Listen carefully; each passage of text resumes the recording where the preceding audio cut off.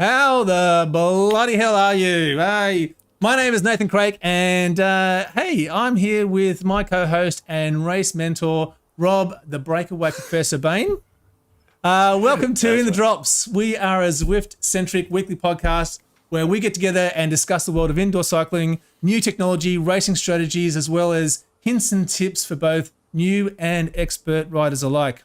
Now, Rob, in this show, we're actually going to be an amazing show. We are so lucky to have the winner of the 2023 Zwift Academy, the amazing Maddie le Roux, joining us as our special guest. We're going to check out what it takes to complete a triple virtual Everest. And Rob, you're going to take us through this week's Zracing route, the Seaside sprint on the inside line. Now, don't forget, this week, in this week's quiz, we've got how well do you know the Paris Roubaix? For those that are watching and for those that have watched in the past, I'm going to sneak some answers in throughout the show. So make sure that you're paying attention. And for the early joiners that have just joined us, Lee, Janice, Peter, I'm going to give you the answer to one of the questions right now. I'm not going to give you the question, but the answer is 29. Okay, so write that down. Hey, if you're watching us for the first time on your favorite podcast or listening to us on your favorite podcast platform, thanks very much. Do yourself a favor, head on over to our YouTube channel at In The Drops so you can watch along and you can check out the different videos that we share and talk about. Also, we've got a new Discord channel. So I've put the link to that Discord channel in the description below. You can go and check that out. We can continue the conversation on after we finish this. So it's time to get it out of the saddle and in the drops. Now, Rob, how are you? How's your week been?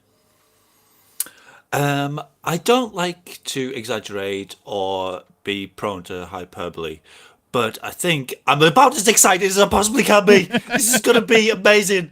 Got Maddie le Roux. But also new host, and a new host too. So the best podcast in the universe ever for the history of time and for eternity until the universe suffers a heat death. That's how good this is going to be. It's not just Zwift podcast, the best podcast ever. Well, we are the number one podcast on YouTube. Hey, damn right. I got to say, I am a little bit nervous too because there's a lot of stuff going on, and I want to make sure that we get this all right. So, what do you want to do? Do you want to just dawdle and talk about some rubbishy stuff, or do we want to introduce our new host? Ooh, that's a tricky one. Let's get him in. All right, here we go. We're going to introduce our new host, Ryan Condon. Ryan, welcome. Yay! Welcome to the show. Hi, guys. I'm pleased to be here. A delayed round of applause. I was just sinking in. Yeah, Ryan. That suits my sprint as well. Delayed sprint, delayed round of applause. I'm pleased to be here, guys. I'm pleased to be here. But then you bring it home at the end, though, that's for sure. Hey, mate, I really want to say thank you very much for joining us. Thanks, Nathan. We had a bit of we've sort of been chatting about this, and it was awesome that Ryan felt that he has some time to join us on the show. You make some really incredible videos, some epic challenges. If you haven't come across Ryan's channel before, it's in the description below of the video. Go and check out his channel. Go and watch his videos. They are really spectacular in terms of the effort and the what would you say, Rob? The effort and insight, insight into the human condition. Exactly. Explores the very depths of humanity. Awesome guy, and I love talking to him. Yeah, and he's fantastic, and so we're really pleased to have you on the show, Ryan. So thank you very much again. So cheers, guys. Thank you, I appreciate that. I'm pleased to be here. Excellent. So as I mentioned to everyone in the stream there, we're getting lots of top blokes and the quality and things like this in the stream, which is awesome. Can I just say, before the show starts, before you kick off, I'm in charge of responding in chat. Okay, so just want to let everyone know that's watching. That's what I'm doing now. Okay, so if you start talking smack about Ryan, he's just going to boot you straight out. Is that right? Yeah. No, along those lines, something like that. As I mentioned, we've got our In The Drops Discord channel, so we're going to be putting a lot more of our information on what we do in there. if anyone does have suggestions, ideas, things they want to recommend to us, drop into the Discord channel and put it in there, and you'll be able to chat with us all in that space. But Ryan, this is incredible. You've got an Alpe Zwift event coming up on the Friday the 19th. That's right, isn't it? Friday the 19th. Yep, 7 o'clock UK time. What is that about? Yeah. So I don't know what I've let myself in for. It is a climb up Alpe Zwift in race format, which I'm not sure if the two things actually go together. But I've managed to convince Erik Lee, and I'm going to give him a plug here because he's on next week's show. Erik Lee from Don't Get Dropped Cycling on YouTube. Check his channel out. He's an awesome, awesome Zwifter. I've been a viewer of his channel for a long time, and I've managed to convince him to pace me up the Alpe. It was actually his idea. I asked him if he wouldn't mind coming to do a pacing, video/race with me, but he's agreed. He came up with the idea to race up the Alpe, and I'll put it out on a YouTube video, offered it up to people to sign up to the race. It was open on Zwift. Yep. And we reached 200 participants about an hour ago. It was incredible. I can't believe. A week before an event. A week before an event. You're right in saying that Zwift should get you on the payroll, because I think single-handedly you're generating bigger interest in your events than Zwift get in a bunch of their other ones. So I think that's fantastic. In actual fact, we were talking about it before the show. There's about 203 at the moment. Yeah, mental. I can't, what have I let myself in for? 204. And I'm surprised to see there's actually a bunch of Australians in there too. For those that haven't quite worked out the time zoning, it will be about 4 a.m. here in Australia when we jump on the bike. So that is going to be spicy. And as I said before, don't talk to me for the first 15, 20 minutes, because I'll be salty AF. Yeah. And then to add to that, don't talk to me after that, because I'll be halfway up the Alpe, hopefully. So as I said, the link to that event is in the description of the video. So if you're interested in joining, click on that. You'll be able to sign up. It is an open category race, so everyone's in the same pen. Is that right, Ryan? Everyone starts in the same pen. It's in category E, so everyone's welcome. And I want everyone, if I can use this to plug it very, very quickly, I'd love everyone to race their absolute max effort as well. I want it to be a race, and I want some PBs to be smashed as well. Yep. It's going to be fun. As fun as riding up the Zwift, Alpe Zwift can be. Yeah, absolutely. It's going to be a sufferfest. And I just want to say thank you to Erik as well for doing this next week. I massively appreciate it, because I know you're in the chat and I know you're watching. So thank you, sir. Now, I came across something very interesting in my YouTube travels this week. There is a new definitive list of Zwift YouTubing channel excellence, and we aren't on it. So I came across Zwifting with Granny. How can it be definitive if we're not on it? I know. This is what I was really surprised about. I thought it was just a given that we should be on every list that there is. So Zwifting with Granny, she's a wonderful lady. Does a bunch of Zwifting on online. Where else would you do it? Does a bunch of Zwifting, and I noticed that in her where is it? There we go. In her video descriptions, there's a bunch of channels that she gives a shout out to. So Ollie Moore's there, Doom Guy was there, Erik. Yep, Erik's there. Okay, we've done a little list more. Every now and then, Ryan, Nathan chooses to use this podcast to grieve against his personal grievances against various individuals. He's gone after Zwift Insider. He's gone after Zwifting with Granny. Basically, everyone loves. Everyone in the Zwift community, Nathan just targets them. Right, because they haven't mentioned that. Yeah, correct. Yeah. I get it. I have got one question about that list, though. You mentioned that ITD isn't there. Where is? I can't see Zwifty Zwifter either. No, he's not there either. Surely has to be at the top of any Zwifting list. I featured one of her videos in my recons as well, but I can't argue with that list. I can't say that I deserve. I've got a massive problem. If there's no Zwifty Zwifter on there, I'm not having it. It's not a list. It's not definitive. I agree with Nathan. Company. I agree with this grievance. So what I was going to do was I was going to ask the people that are watching here, in your travels, if you can reach out to go and see at Zwifting with Granny, go and like her videos, go and subscribe to her, drop her a message and let her know about us and get her to add us to that list. Don't send a gang to harass her. Oh, it's not a gang. Zwifting with Granny. You're like an online. It's an online mob. You're sending a mob after her. It's a representation. It's a representation. You're encouraging a mob. Stop it. No, I'm not doing that at all. Against the most beloved Zwifter in the YouTube universe. You're sending a mob after her. Stop it. So go and do that for us. Now, in other news, Mike Hanney. So Mike Hanney from Zwift. Now, we had Mike on the show a couple of weeks back. Awesome guy. Oh, isn't Mike great? I love Mike. He's really awesome. And so for those that maybe aren't across Mike, he runs the website Zwift, where he takes in all of the data he can get his hands on to help with troubleshooting connection issues that people have, Bluetooth issues that people have, that type of stuff. And just recently, he hit 1,000 subscribers on his YouTube channel, which is fantastic. So that was that's really great. So good for him. Yeah. We should hit 1,000. That's what we should do. It's a good idea, isn't it? Oh, we're close. Yeah. Can we? All you people who aren't subscribed, go and subscribe now. We need to clip that. We need to clip that. As he's vaping, we need to hit 1,000 subscribers. I completely agree. Yeah. So we're very close. Go and subscribe.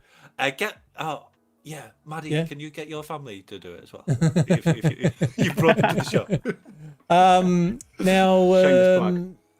So thanks, Mike. Congratulations. And keep it up. Oh, Erik Bunnett's there. Now, Eric. Rob. Hello. June Elm. Take us through what June just recently did. I logged on I think it was Saturday morning, and I did a race. I didn't even win it, and then I went to just see who was doing stuff, and I saw June was there, and so I joined her, and she'd done something like 180k or something, and she was on the Alpe. And then on Sunday night, was it Monday morning? She was still going.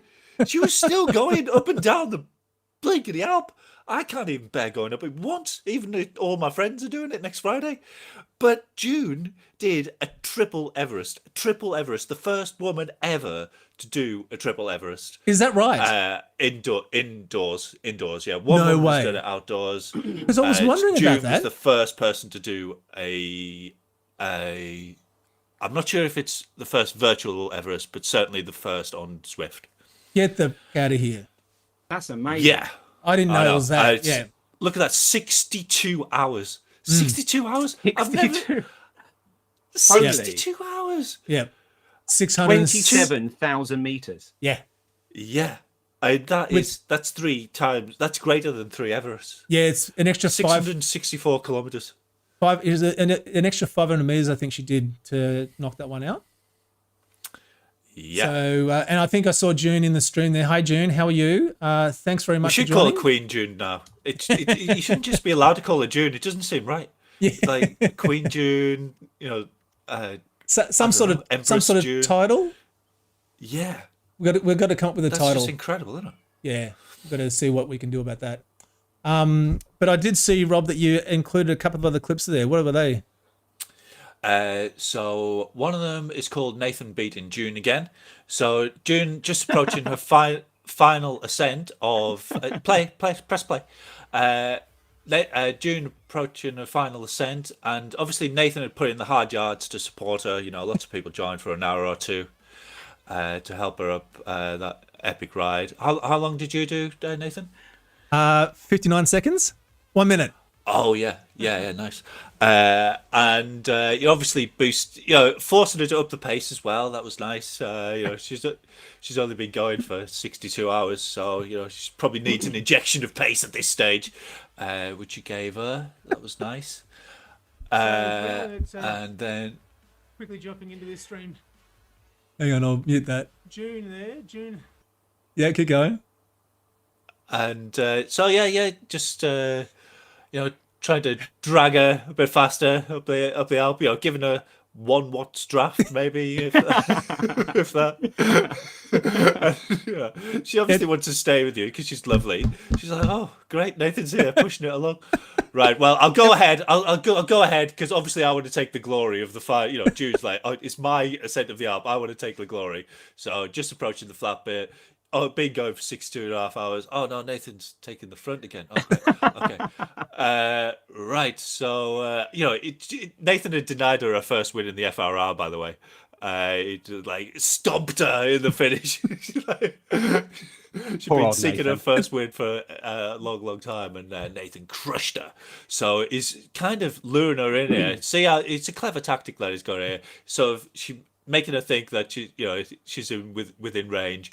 Drops his wattage a bit. Look, please tell me he's about to drop an 800 watt sprint in a minute. So as you know, at the top of the Alp, there's a bit of a flat bit come in, and his raw watts at the top. He's even weaving with the steering. Get out my draft, Al. He's trying to knock her off. Lazy cyclist. Get out my draft. Right, so you lose her in here. 84 watts. Yeah, come on, June. You can finish. Take all the glory. Look at the gap. Go on, June. Go forward. There's a 5 meter gap there. And she just gets on his shoulder. She just gets on his shoulder. Watch. She just gets on his shoulder, and he's like, "No, 240 watts. Boom! Take that, Alm. Kaboom! Cannot catch me." Oh, that was a great sprint, Nathan. You really, really put it to her there. I'm sure she appreciated the support, though. I was going to delete that video because I thought this might happen. It was entirely unintentional. I'm sorry, June. I really am. And I was messaging her to see how long to go because I would have stopped. I thought she still had a couple more laps to go. I didn't know. So I'm sorry, June. I do apologize for that. Yeah. Well, you put in the hard yards. You put in the work. You deserved it. Yes. No, you're right. Sorry, that was my bad. Okay, let's get moving. All right. So let's get our guest in. She's the winner of the 2023 Zwift Academy. All-round amazing person. Let's play an intro.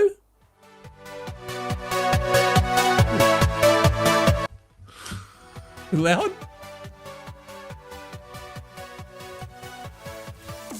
I'll do it my end. It's okay.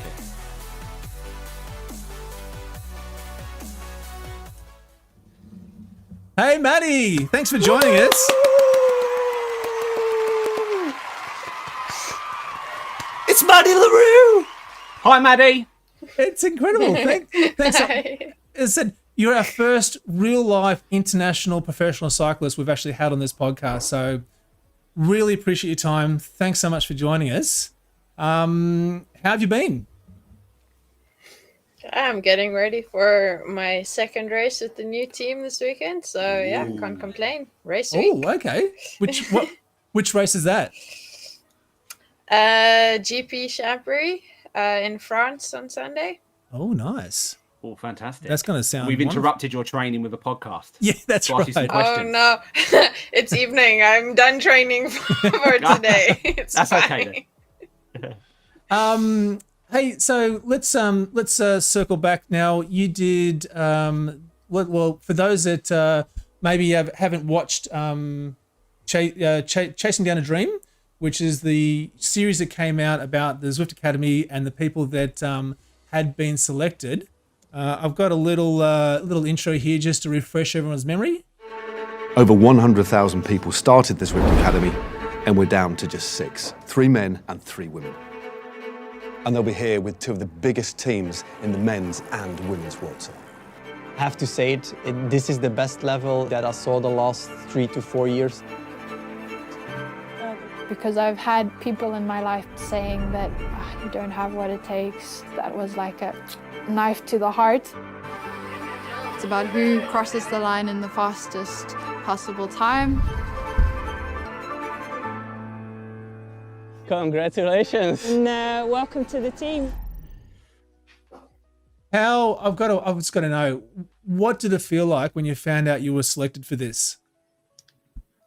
For the final or that I won?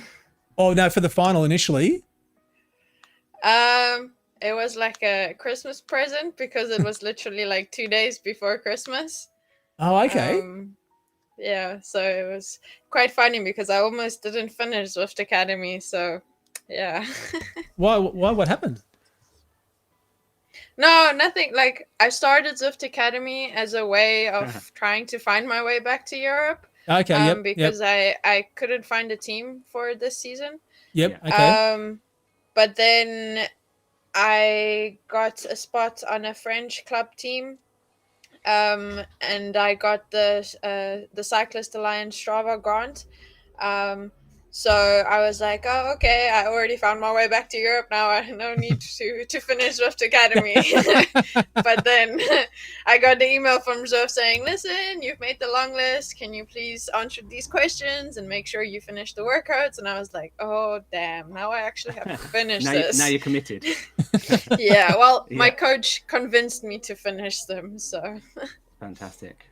And I didn't actually watch the. I didn't take part in all that training, Zwift Academy stuff. I think maybe just some of the races. But there were workouts as well you had to do, or?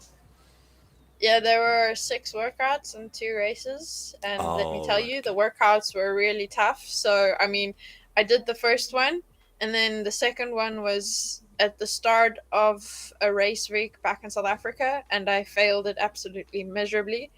And that's where I was like, oh no, well, this is not for me, because I did it a couple of years ago as well and only made it to the long list, and I'm like, well, these things never happened to me. Why should I finish? Like, what are the chances? And then here we are. and so then you did make it. Yeah, as I And said, obviously you went on to win, so your preparation for the finals must have been pretty much perfect, right? Not perfect at all. No? I got sick like maybe a week and a half before I was supposed to leave for the finals. So there was like 3 or 4 days out of training. And then as I got back to training again, well, some resemblance of cycling, I actually got hit by a car while out riding. Luckily, minimal damage, just a little bit of bike damage, and a very big fright.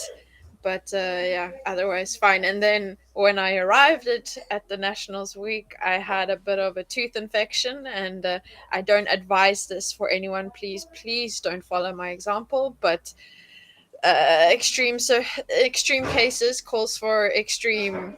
How you say? It had to be done. Yeah. So I was on You antibiotics. got a chisel and just smacked it out. I was going to say. I wish. I need to get this tooth out. It's like it already got infected again, but I was on antibiotics for that whole week of the finals week. So yeah. I was going to say, yeah, I was waiting to hear, I got a pair of pliers and just pulled it out. That's dedication to the sport. That wasn't it. So what was it like being sort of in the mix then with the other we know that you won, but with the other people that had also been selected, going up against them, doing those, that was basically back-to-back race testing over 4 or 5 days for the academy? What was that like? So it was like 4 days. Yeah. But I know everyone keeps asking me, like, weren't you like really stressed and nervous? And how was the competition? Like, it must have been really hard. But if I'm completely honest, I was strangely very relaxed. Like, it felt like a training camp to me. I really enjoyed it. I wish it was more than 4 days. It could have been 2 weeks. That would have been fantastic for me. And so do you think that played a lot into being able just keeping your composure, played a lot into being able to win this? Yeah, I suppose. I mean, I've been working a lot with a sports psychologist the last 2 years. Okay. And really working on staying present and in the moment, and not, like, how she would put it, time traveling to the could've, would've, should've. Yep. So the fact that they didn't really tell us what was ahead in the challenges, so we literally found out in the moment or the morning of. I think that kind of also helped to like keep yourself present and not overthink everything that was supposed to happen. But yeah, I can't really tell you how I was able to do this, because normally I'm a very stressful and anxious person. And this was quite strange even for me. Like, I was like, what's wrong with me? Why am I not like, isn't this important? I should be like freaking out by now. But that probably comes down to your training though, doesn't it? I mean, they always say that if you get your training right, when it actually comes, I mean, I'm talking as if I actually know what I'm talking about here, but they always say, as you know, if you get your training right, when it actually comes to the race, it's just a lap of honor then, isn't it, really? You go out there and do what you've done in training. Then like almost like muscle memory. Well, if you trust your training and you trust your preparation, then essentially the racing is the easy part. I mean, I watched the interview you did with your trainers on your trainers podcast. Terry, you said his name was, I think. Yeah. So I mean, obviously, you guys have a fantastic working relationship there, and it works out really well. How did you meet your trainer? And how did the training go with him? Yeah, we actually only started working together like around October last year. So for those who don't know, I was at the World Cycling Center for the last 2 years, part of the women's Continental team based out of Switzerland. And during the time there, we stay in this kind of hostel.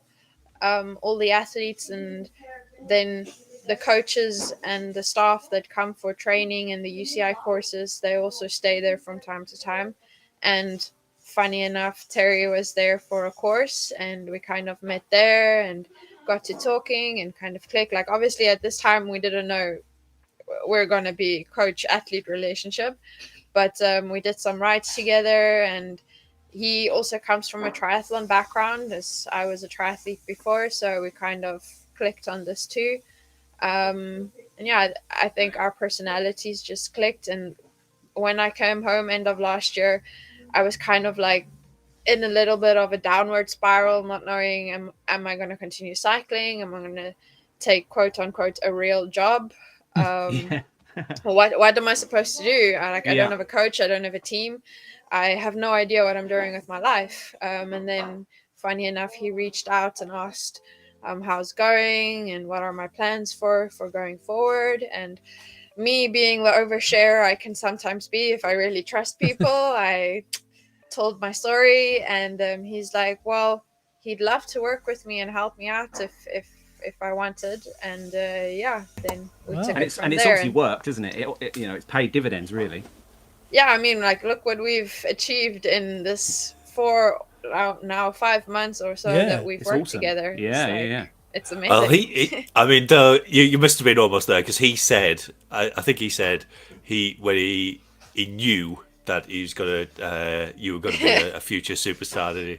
Before you started working together. I hope I can make that true, but obviously that's still a long way to go. So your hero, is it true that your hero is Ashley Mullen Passio? Well, she's one of many. I have a few.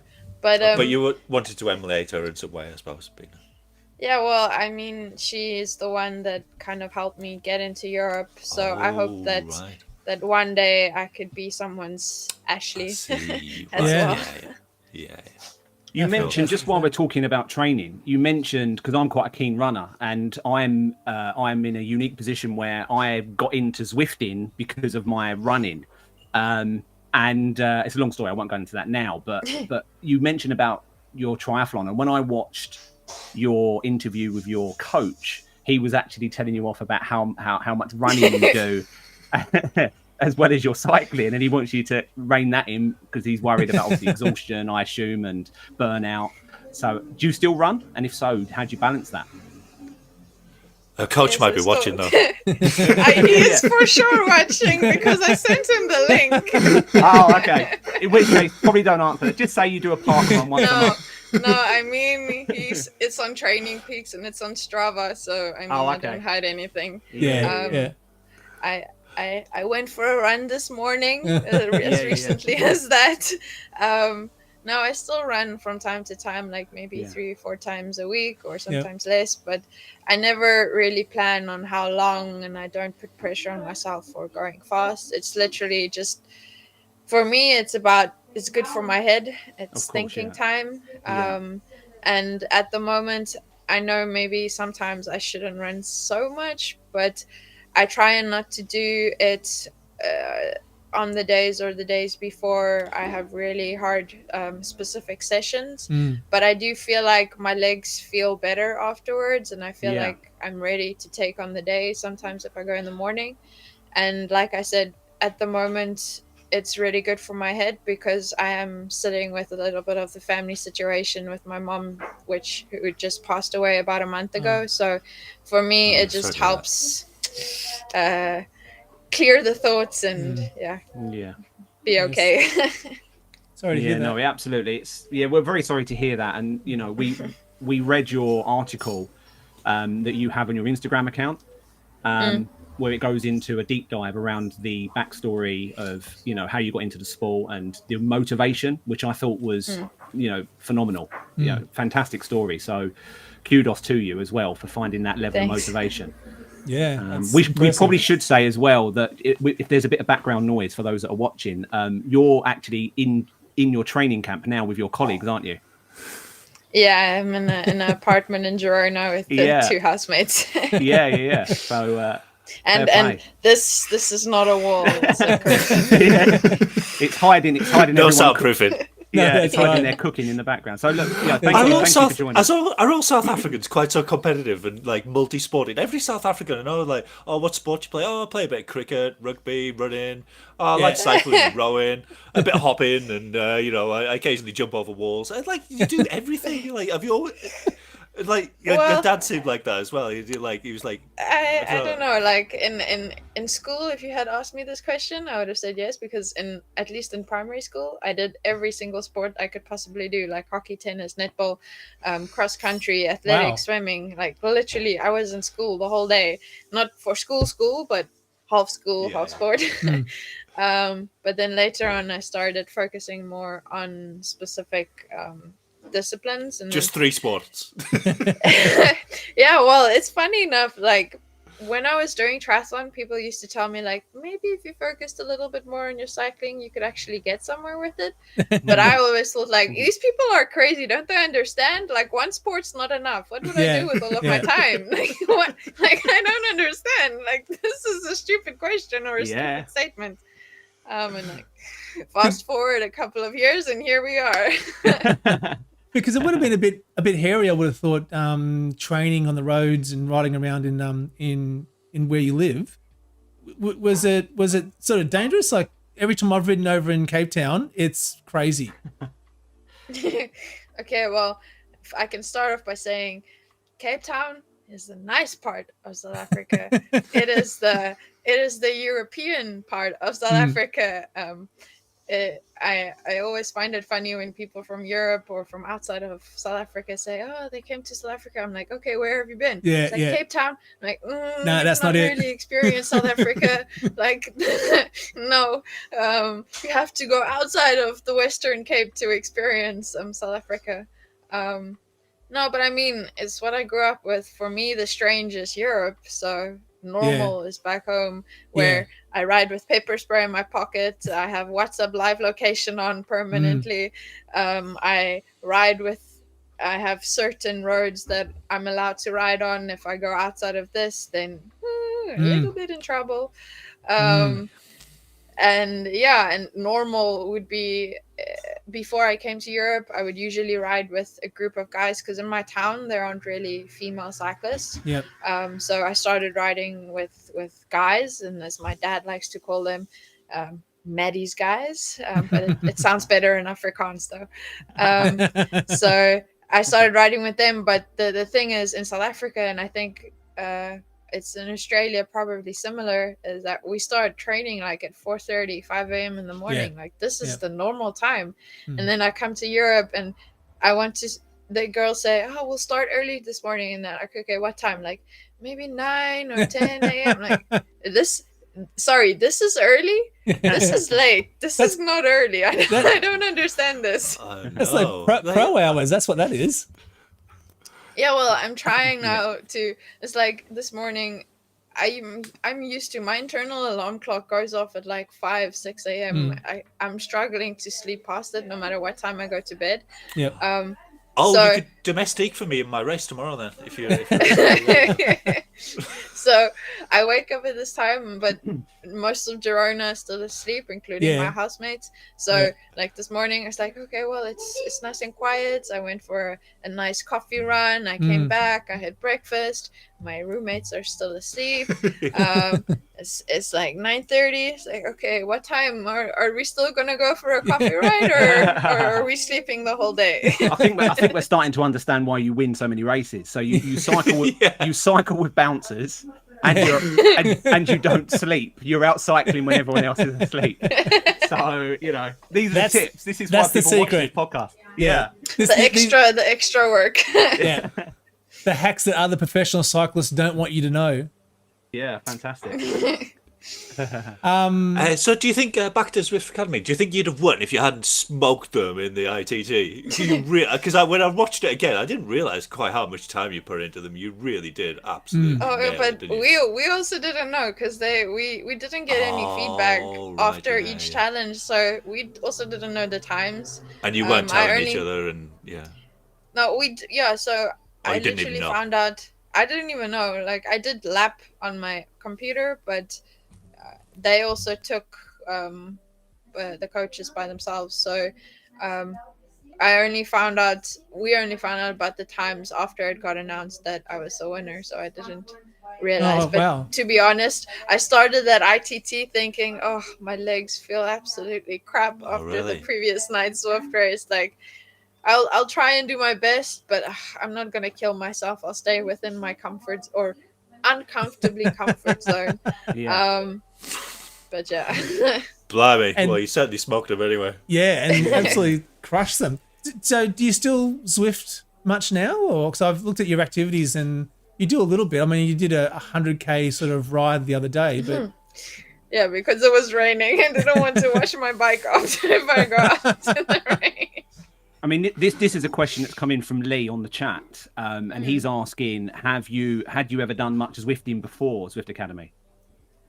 Yeah, so before I actually went to the World Cycling Center, so we'll have to like rewind like maybe 3 years. So I started Zwifting during lockdown and did my first actual 200Ks on Zwift, which I'm sorry, Zwift, but I will never do again because that was absolutely brutal. Did you hear about Jude's ride? Yes, I saw those and I was like, oh my soul, I thought I was crazy. That's absolutely insane. Unbelievable. Yeah, mad stuff. She's going for Zwift Academy next, so all the best. Yeah. No, so so during lockdown, I Zwifted every day, and then after lockdown, I still when I was coaching myself. Let's say it's not a good idea that I ever coach myself because I tend to overdo things. But in that period of time, I was like riding maybe 3-4 hours endurance outside in the mornings. And then in the evenings, I would do a really hard indoor session on Zwift. Like this was like almost on repeat every single day or every second day. Wow. And then eventually I started racing for Wahoo Local on Zwift. And helped them qualify for the Grand Prix series. And then so I was quite big on the racing scene there, and was riding at least maybe 5-6 times a week on Zwift. So you had some quite good results in the Grand Prix as well, didn't you? Yeah. No, really, but then when I went to the World Cycling Center, it was a little bit difficult to continue Zwifting so much, and wasn't really possible to race because sponsor clashes, team clashes, and obviously my focus had to be more on developing on the road outside, because I want to be a professional outside. Zwifting is great, and it has given me this platform to develop and grow, and it has opened the door to this new but it's team. not the real thing. But it's not. Yeah, I don't. I know that they say professional Zwifters will be a thing very soon. Like you get paid for it to be a professional Zwifter, but essentially, it's not what I want to do. I want to be a professional road rider. So my focus shifted a bit more to the road. But I try. It's like I know Ashley always says this as well. Like I think it's good to keep the Zwift sessions or once or twice a race or so, because the intensity is so much different than outside, and you can get so much work done in a short space of time. And I, especially when I'm at home in South Africa, because I can only road on certain roads, it gets quite boring and it's very flat, and me being a climber, so then I go for if I want a change of scenery, let's say, then I'll go on Zwift for a bit to do something different. Absolutely. So final question before we get on to Rob's segment. What Zwift level are you at the moment? I think it's like 73 or 72 maybe. I think it might be. Oh, I'm 72. Well, for those that are watching, like I think you might be 74. Wink, wink. Okay. That's for a bit. Okay. That's for a Might bit later need that on. information later.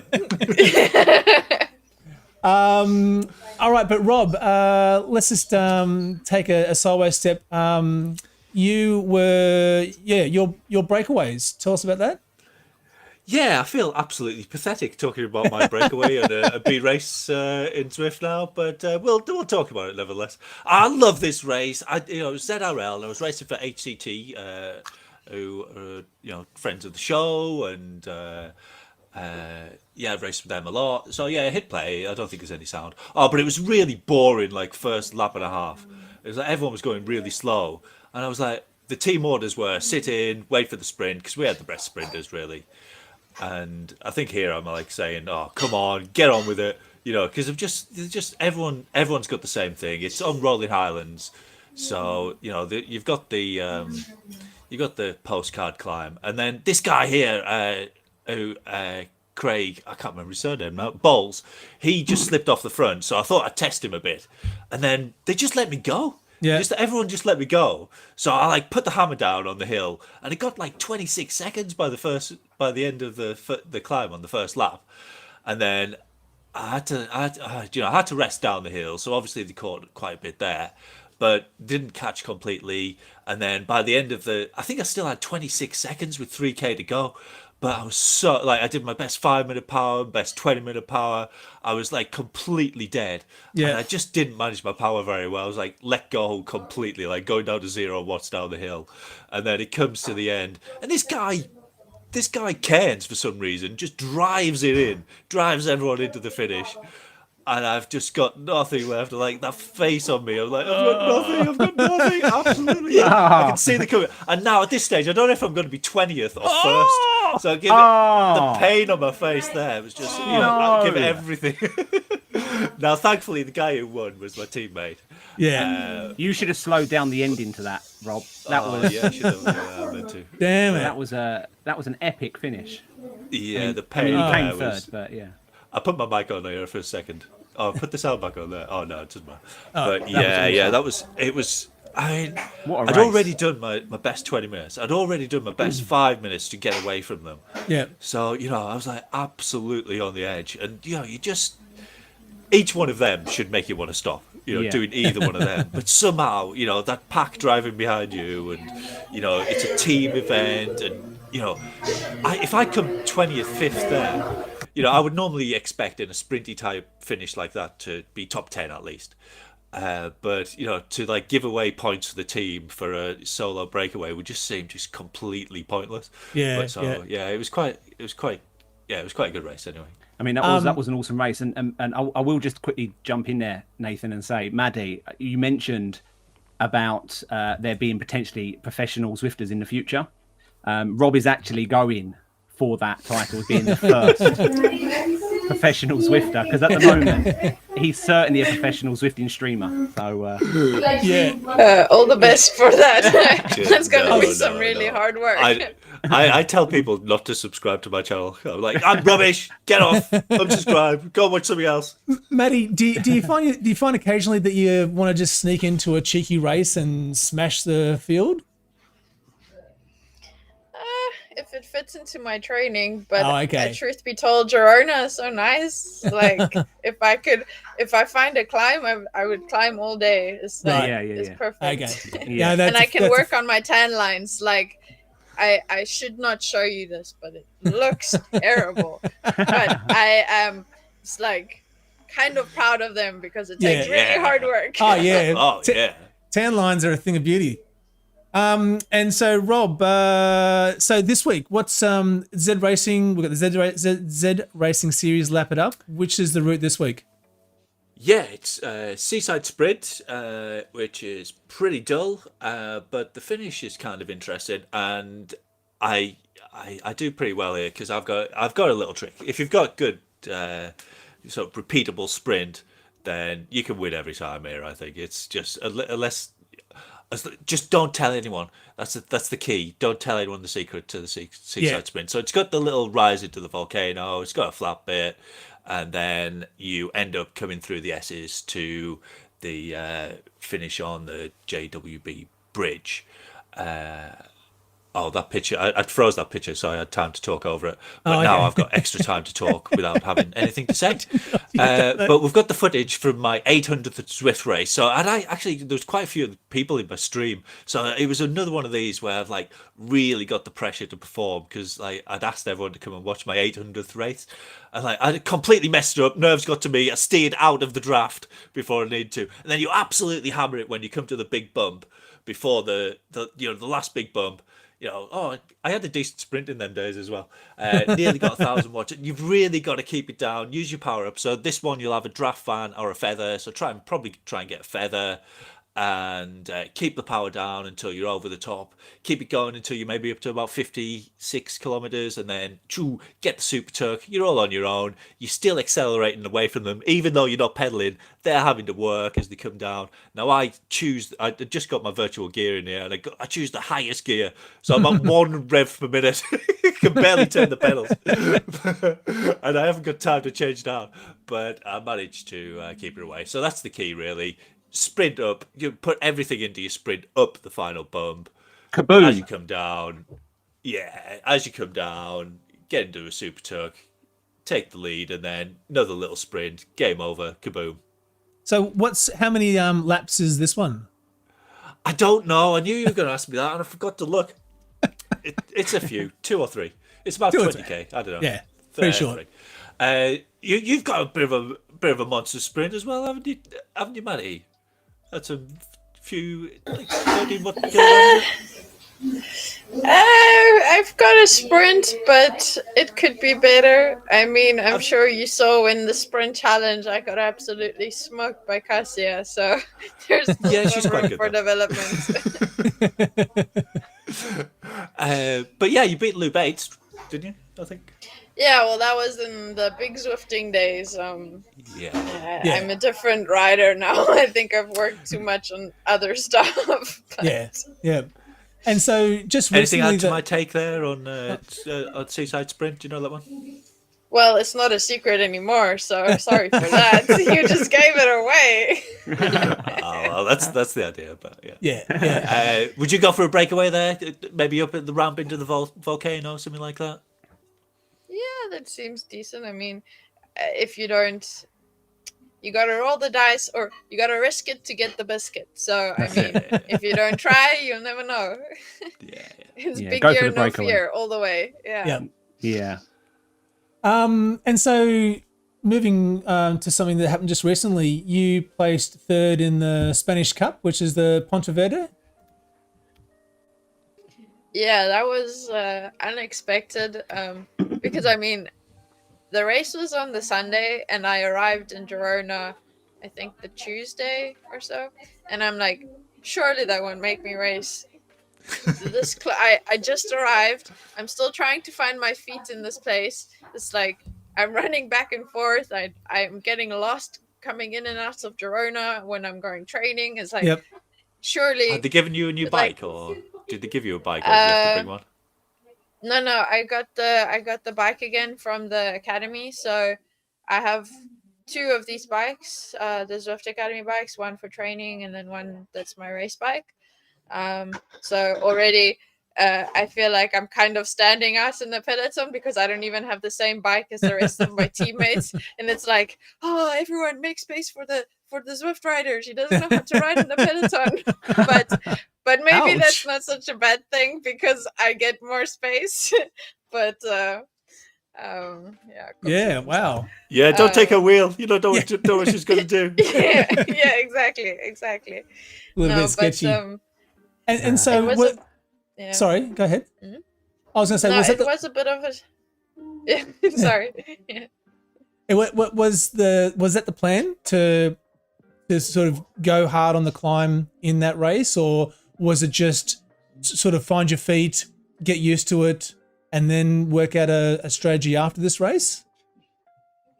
No, yeah. So my work was to go for the QOM segments of points. That would be in the last 2 laps of the race. So the first couple of laps were very flat, very, very fast. And there was just sprint points. So my job was to try and stay safe until we got to the climb. Yep. Which wasn't long. I mean, climb, speed bump, same thing. Yeah. So I've got your Strava. If that's okay, I've got your Strava screen. Details up on screen there. I don't hide anything. Yeah. So there's only 530 meters of climbing, but over 88 kilometers. That would have felt a bit harder than usual. It felt harder than usual because it was a shock to be back in the European peloton, and I was like yo-yoing off the back in the flat course, and it was like, shit, what happened to me? I used to be better at this. This was like, what's wrong with you?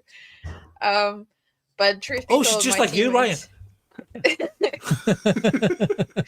But truth be told, my teammates were really great in setting me up for the QRM segments and pushing the pace of the climb. So it was the first time I've actually experienced my team or a team trying to help me in this way. Wow. And one of my, or actually 2 of my teammates continuously came back to the peloton and was like, come sit on my wheel, I'll bring you to the front. And then as I got to the front, then all of a sudden it's like a washing machine effect, like I go back again. And it's like, oh damn, we lost Maddie, let's go fishing again. It's like, where's Maddie? But that must be so heartwarming though, if you're just new to the team and they're taking such good care of you. I mean, they on the last time up the climb, they were pushing absolutely so hard. I mean, even I was dying and I'm like, shit, now I have to take over, but they work so hard for me. I have to do it, like no excuses. I have to just really dig deep, and then I went for it. No, it looked like a really impressive, and I've just got some pictures here that I want to bring up while we're talking. So you would have been pretty sorry, go ahead. No, I was just going to say, just while you're doing that, Nathan, just to so you haven't got a multitask, I was just going to say I've shared the link to the Mark Etheridge article that was from Business Live. It's probably one of the best articles I've ever seen written about an athlete. I should share that comment with Mark. I'd absolutely love hearing that.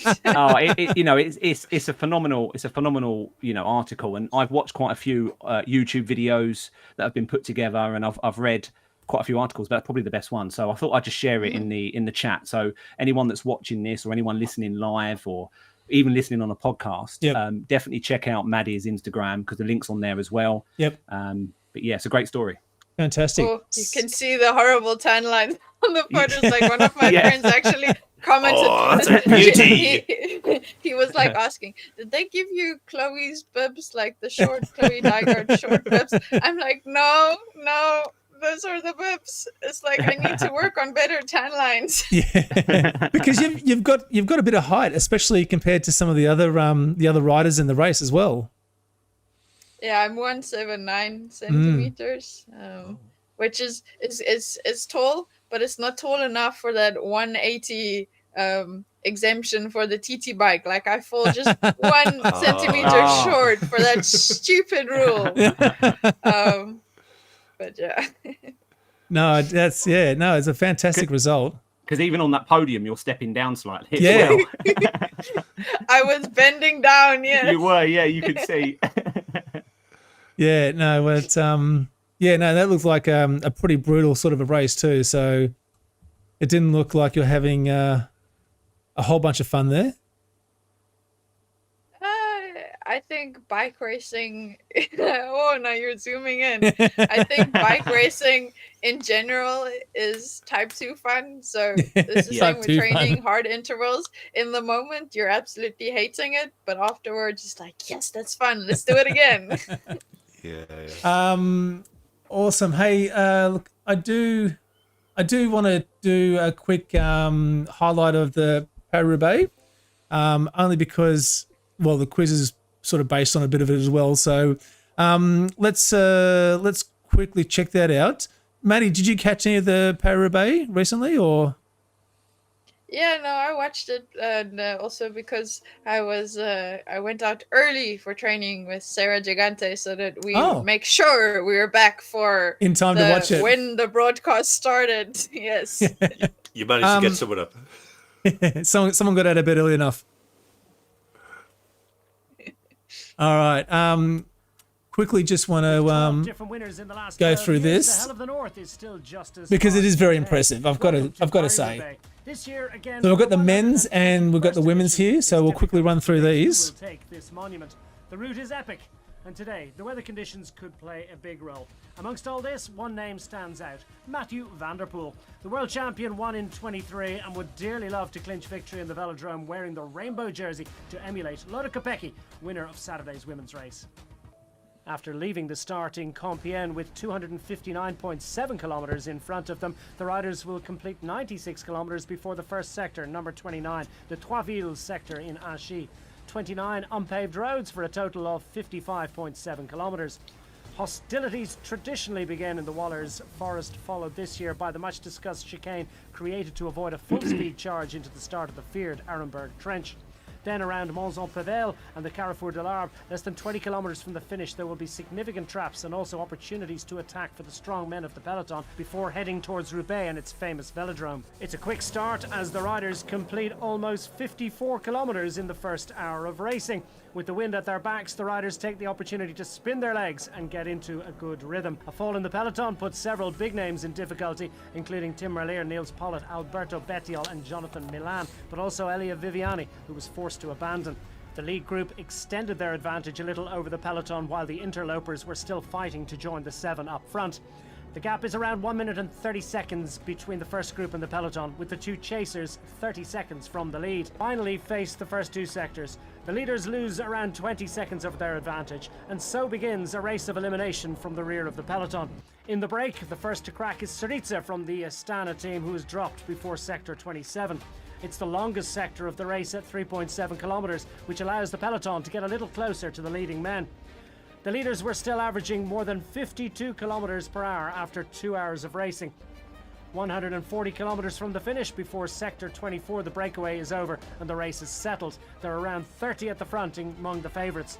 A group including Laporte, Merlier and Alberto Bettiol is more than 1 minute and 30 seconds behind the leaders, but still strong. Some riders, like Tom Pidcock, are feeling the pace, and after sectors 23 to 21, the second peloton is more than 2 minutes behind. Is there going to be an almighty crash? Pidcock comes up on the right-hand side, over the tram lines, right-hand turn. Pidcock gets through in 4th place. Van der Poel is in about 7th. And look at the way that everybody is desperately trying to get there. But you come to a standstill. Total standstill round that corner. Van der Poel comes out in 4th. Philipsen in 3rd. Pidcock in 5th. Crucial sector, Mathieu van der Poel makes a smooth acceleration and comes out alone in front of 3 men, his teammate Philipsen, Tim van Dijk and Mads Pedersen. After about 10 kilometers, the favourites enter the Orchies sector, sector 13. Not the most complicated, but Mathieu van der Poel chooses to leave the rest of the peloton behind. Here comes the attack. Mathieu van der Poel. He launched from about 5 riders back, and here he goes. The rainbow band. It is Mathieu van der Poel at 61 kilometers an hour. A sharp attack and team tactics behind help to demoralise the pursuers who wish to chase. Van der Poel takes more than a minute and a half in just 15 kilometres. Entering the final 30 kilometres, Lawrence Pithy makes a mistake in a tight left-hander. The young New Zealander loses all hope of finishing in the top 5 as the chase groups slip away. Up front, Mathieu van der Poel tackles sectors 5 and 4, the Camphin-en-Pavel and the Carrefour de l'Arbre sequence, with a considerable lead. More than 2 minutes 30 seconds advantage for the Dutchman, who makes it through this last big challenge without difficulty and heads straight towards the Paris Roubaix double with around 15 kilometres of racing remaining. In the Groussens sector comes an attack from Philipsen, Van der Poel's teammate. Stefan Koen cracks. The Groupama FDJ squad will not be on the podium, which is starting to take shape. Niels Pollitt, not the fastest sprinter, may need to attack rather than face Philipsen and Pedersen. Mathieu van der Poel comes round the final bend in the rainbow jersey as the winner of the 121st Paris Roubaix, with the crowd absolutely on their feet.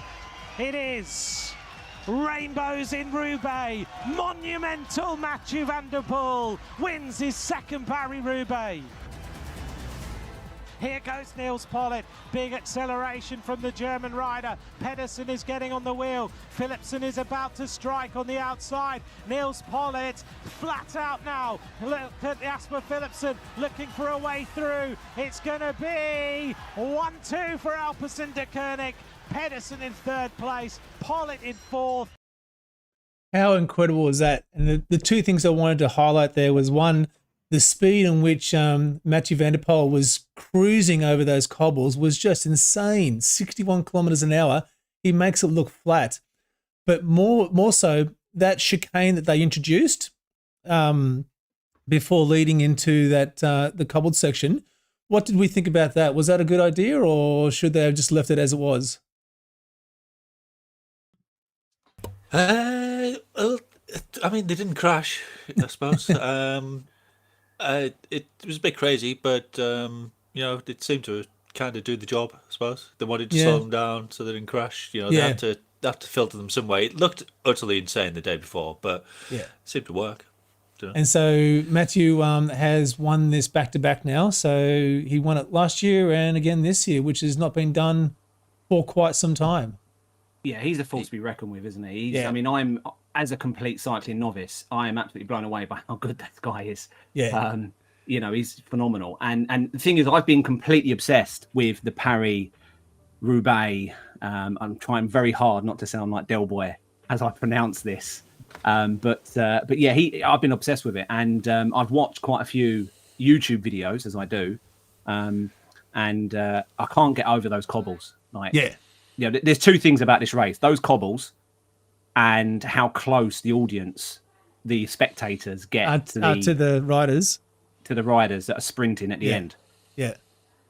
Has that, Maddie? Does that play a big part? Do you think, when you're climbing, you're in the hurt locker, and then you got people sort of kind of in your face as you're racing through? Is that a problem, or does it sort of motivate you to push harder?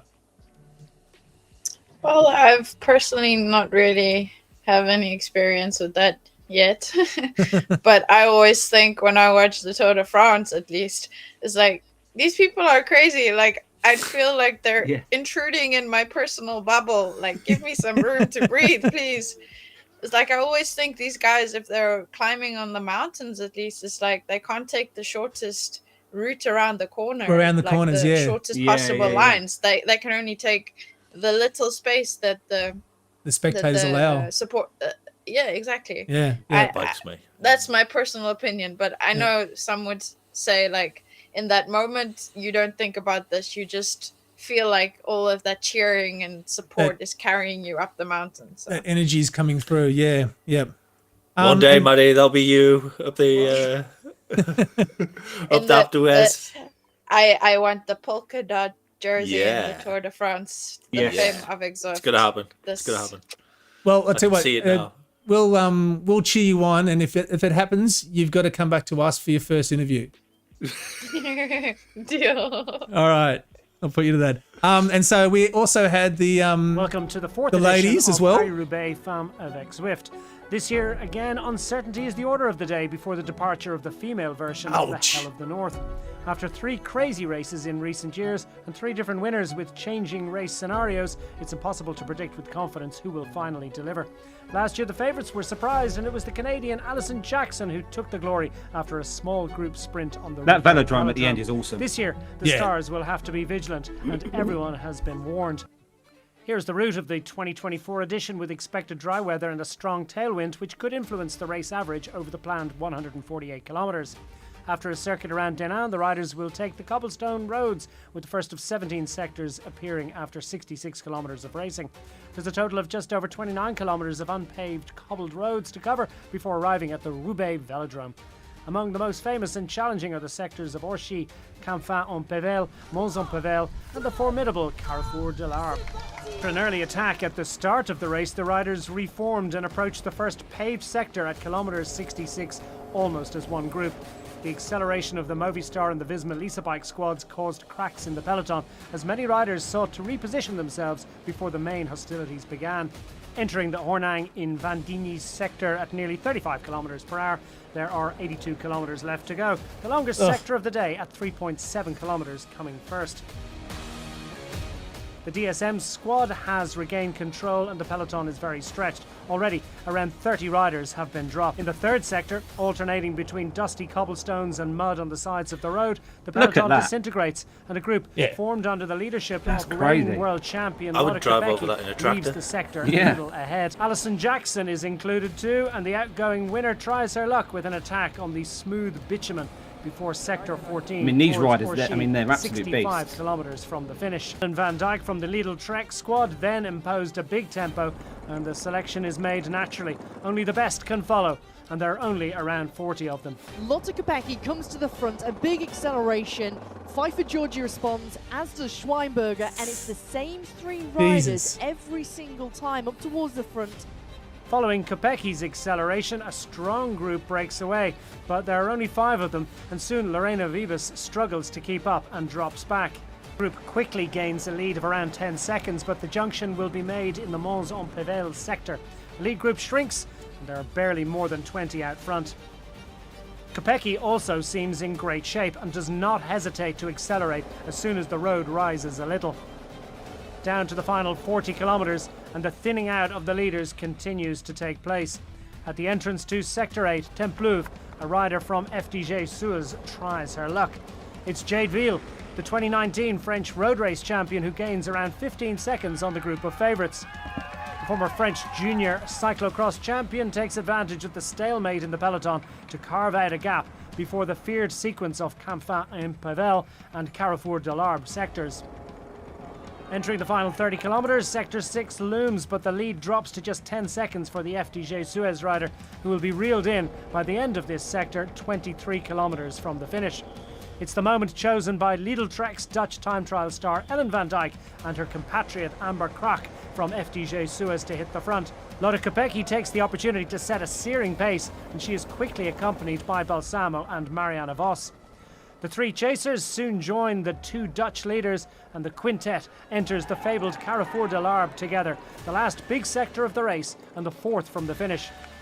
British champion Pfeiffer Georgi is fighting to come back to the leaders. I mean, they're going for it, but they've still got 15k left. About 10 kilometres from the finish, Balsamo, who had been dropped, returns to the front in the company of DSM's Pfeiffer Georgi, and there were now 6 out front, around half a minute clear of a group including star sprinter Lorena Vibas.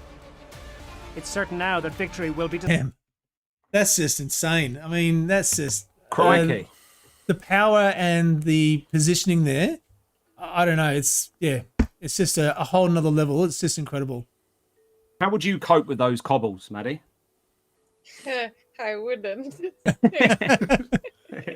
Yeah, stick to the hills. I was speaking with Sarah the other day. It's like, it's cool to watch, but I don't think I'm the type of rider. Not one of your I think future. I think I need to put on some weight for that, maybe. Yeah. It feels like a very aggressive race as well. It looks brutal. It's just insane, and the crashes and the damage it does to the bikes. But I've got to hand it to Canyon though.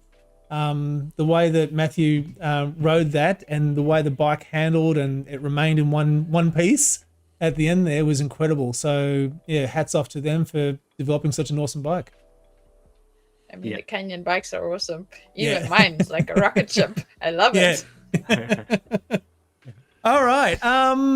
Hey, let's. Hey, it's time for a quiz. Who wants to do a quiz? We want to do a quiz?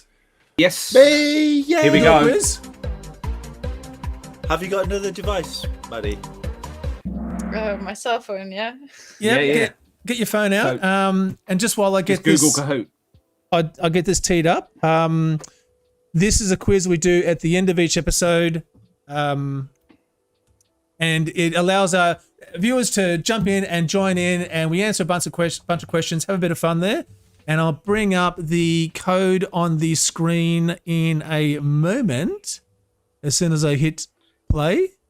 So this is the part of the show, Maddie, where everyone watching attempts to be our resident expert, which is Rob, Zwifty Bane. So everyone goes through it here. He pretty much wins every week. I mean, we don't tell people that he writes the questions as well. But oh, okay. Come on, audience, beat him. I don't.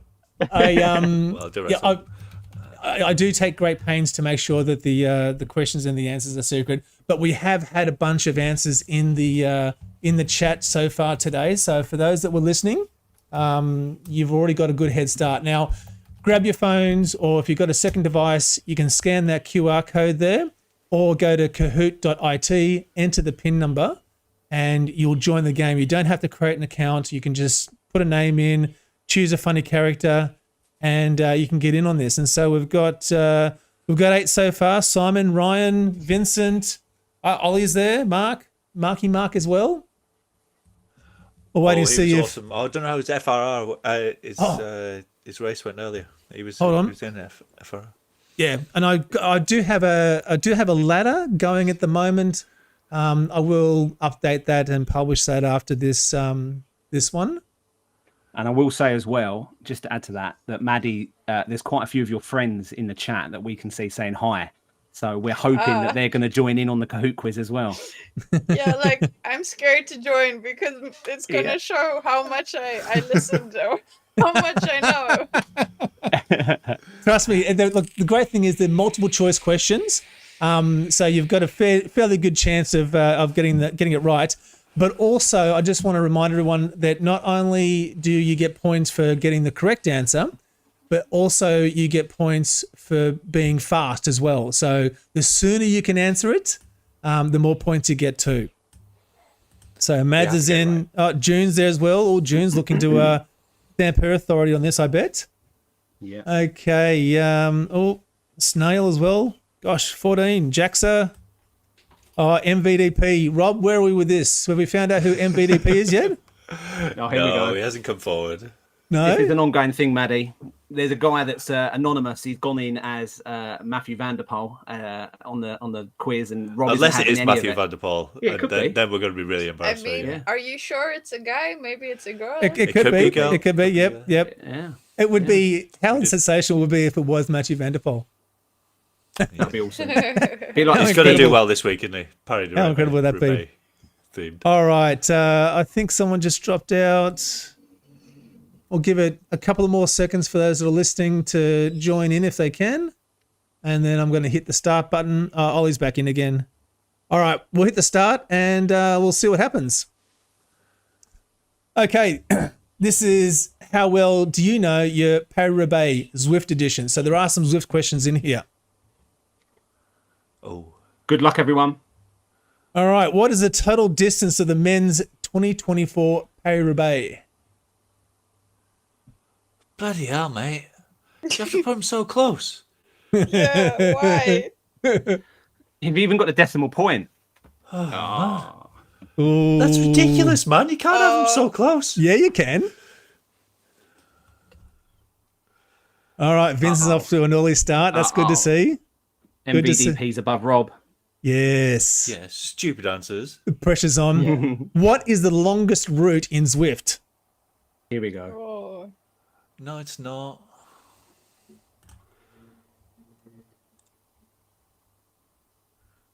Oh, good gets. Good gets.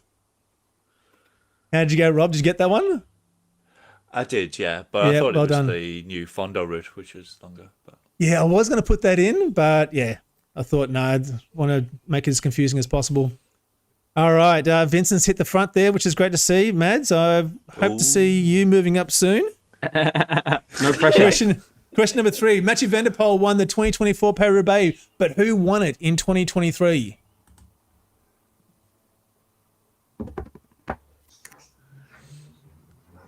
that's not him, by the way. No, that's not him, by the way. Isn't it? Yeah. I just love how they're all just caked in mud. I've got one. You got one? Yay! You picked one up? I've got one. Finally. My research paid off. Finally. Oh, Vincent's on fire. Rob's back on the leading board. Marky Mark's second there. Good to see. Neck and neck with Simon. Yeah. All right. Question number 4. Maddie is currently at which Zwift level? Here we go. Does Maddie remember? We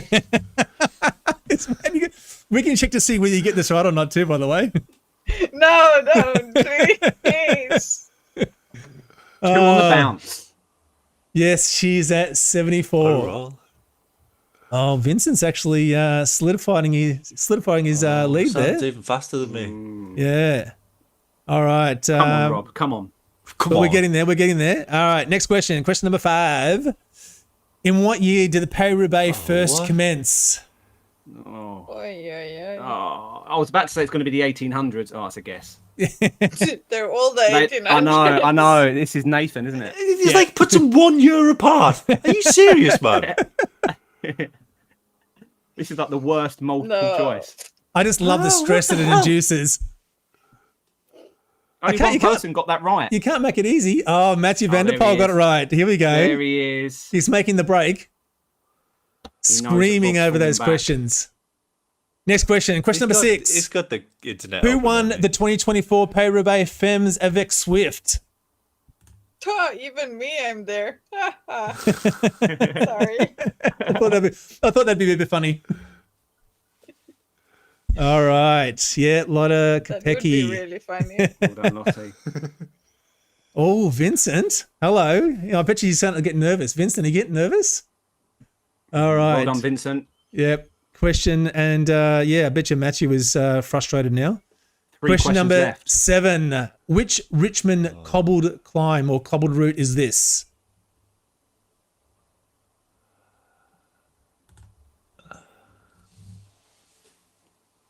It's got to be. I've got to have got that one right. No, you probably haven't. Oh, okay. Thanks. No, I got it right. Oh, did you? Yeah. Oh, wow. God. Poster. See? Faith in me, Rob. I just like the fact that you're getting shot down by Rob now instead of me. It's great. I know. Didn't take long, did it? Oh, Marky Mark's moved to the front. Zwifty's in it. Look at this. I'm on the podium. I'm on the podium. Yeah, As it yeah. sounds. You might get a shot here. Question Well done, number Jackson. 8. Maddie finished in which position in this year's Pontrevere?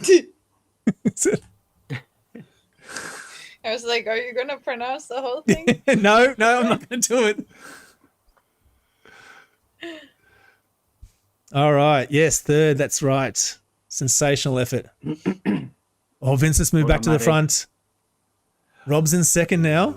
Ooh, Here we go. I'm in Here we touching go. distance. Here we go. This is like my ramp up, like on the Seaside sprint. You know, just ramp up at first, get the speed, you got the momentum, and then boom, take it at the finish. Right. Vincent's Well, not going to know what's hit him. we'll see if that happens, hey? Question number 9. Yeah. How many cobbled sections are there in the 2024 Paris Roubaix? Oh yeah, you were kidding me. I gave you the answer at the start of this. You're kidding. One difference. I gave you the answer at the start of this. If anyone who joined this at the start knew the answer. And look Yeah, at I got this. it right. I There got it we right, go. Nathan. Good questions. Yeah, well done. Rob, did you get it right? Yeah. Oh, then what are you complaining about? Well, it's just a bit hard. thinking. Maddie, All Maddie right. at this point is starting to question her life choices about. Yeah, joining this she's podcast. going, why did I join this Yeah. for? Yeah. It's too late in the evening. I Yeah, don't yeah, remember. that's it. my memory is. It's just time for bed now. This is what it is. Yeah, it's just three blokes arguing. Yeah.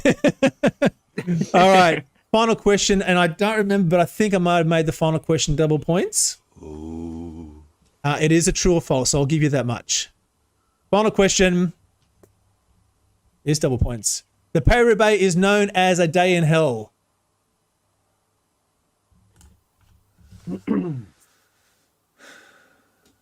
It's got to be, surely. Oh, No. what? Oh, How not? oh, that is a that's It's split the group as well. The hell of the 7-7. north. Hell of the North, or it's a Sunday in hell. Oh. The same All thing. right. Comme ça. Man, it's tough, isn't it?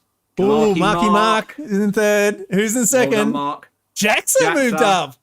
Well done. First place goes to, of course, Zwifty's done it again. Zwifty. Kaboom! Kaboom. I dare say Vincent's going to be very upset about leading that for most of the questions. Vincent, Yeah. He's going to be Vincent. chomping about this. He's No going to be MVDP furious in about sight. your day in hell thing. Did he get it right, Vincent? Text us and let us know. Well, Oh, he did. Nearly. He went for Sunday in hell. Yeah, no, it's definitely Hell of the North or, Sunday in Hell. Not a day in hell. So there we go. Hey, that's it, guys. I think we've reached the end of our this week's episode. Maddie, I've got to say thank you so much for joining us. It's been fantastic talking to you. I hope you've enjoyed it. Thank you for having me. Yeah, no, it's definitely fun. Yeah, it's been awesome to talk to you. Really, really good. Something to pass the time. And we're definitely going to have you back on, especially when you do get that polka dot jersey. You got to... Yeah, I'm sure she'll be queuing to get back on the show. No pressure. I gotta work now. That's right. Yeah, it's going to happen, Maddie. I can tell. You got that drive. Yeah. It's going to happen. And so, and so you did mention you've got your next race. That's next week, you said? No, this weekend, Sunday. This weekend. Oh, right. Okay, great. So, well, we'll definitely look out for that as well. How do you think you'll go? Any premonitions? Oh, I don't know. I've done this race twice before, but yeah, new team, new environment, new teammates. So you're going to You don't smash wanna it See then? how it goes. Yeah. No, I don't want to. My main focus will be focusing on positioning. So if I can get past that, then the rest will follow. Yeah. of Then it'll be course. okay. Well, good luck. Yep. There No, you it go. should be Thanks ever fantastic. so much for coming. It's been And, fantastic. yeah. Ryan, you got any final comments? Only that I am very, very pleased to be part of the team. Thank you for a very, very warm welcome. It's been awesome to have my first show with Maddie. It's been really, really enjoyable talking to you. So Very yeah, auspicious. thank you. And I would say as well, anyone that didn't catch it earlier, check out the links that I've put in the chat and have a read of that article that's on Maddie's Instagram account. Yep. No, it's fantastic.